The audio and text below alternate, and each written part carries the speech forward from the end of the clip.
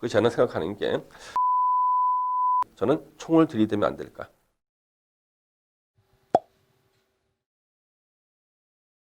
자, 이 도시계획법은 1962년도에 만들었습니다.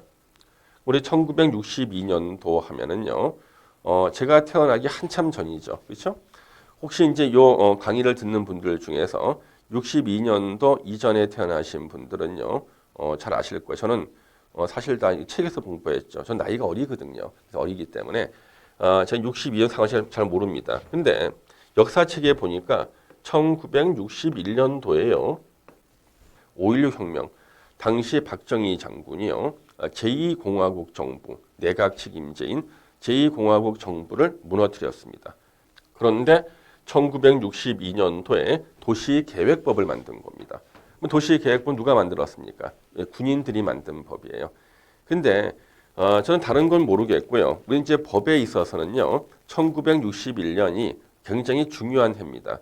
왜 그러냐면 1961년에요, 5.16 혁명을 할 때까지 우리나라에서는요, 법이 거의 없었습니다.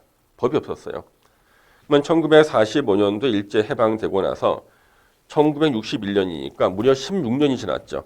글쎄 16년이 지났는데 우리나라의 법이라고는요, 하나밖에 없었어요. 형법, 범죄자 처벌할 형법 하나밖에 없었습니다.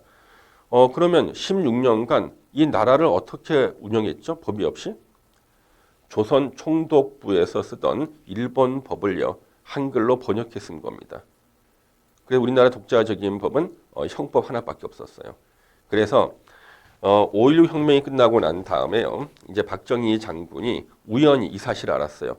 대한민국이 해방된 지 16년이 됐는데 법이 하나밖에 없다는 사실. 그래서 이 혁명에 가담했던 그 장교들을 모아놓고 물어본 겁니다. 여러분 중에서 법학을 공부하신 분 손들어 보세요. 그랬더니 육군 소령 한 명이 손을 든 거예요. 이 소령 이름이 이석재 소령입니다. 이런 거 시험 안 나옵니다. 예. 이석재 소령이라는 분이 손을 들었어요. 이석재 소령. 이분은 당시 군사학교 교관이었어요. 교관이었는데 손 딱 든 겁니다. 이석재 소령은 어떻게 법학을 공부했나? 예, 저는요 독학으로 사법시험을 준비했습니다. 그렇구나. 그래서 그때 군인들 중에서 유일하게 법학을 공부하신 분이 요 이석재 소령이었습니다. 그래서 이석재 소령이 어떻게 되냐 그러면 5.16 혁명 이후에요, 이때 국회를 해산했습니다. 국회를 해산시켜버리고, 국회는 원래 법을 만드는 기관인데 해산시켜버리고요. 대신 군인들이 국가재건 최고회의라는 것을 만들었어요.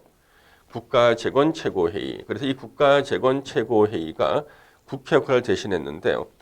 이 이석재 소령한테 이석재 소령이 법학을 공부했으니까 여기 국가재건 최고회의에 법제사법위원장을 맡으라는 겁니다. 그래서 이 이석재 소령이 법제사법위원장이 돼버립니다.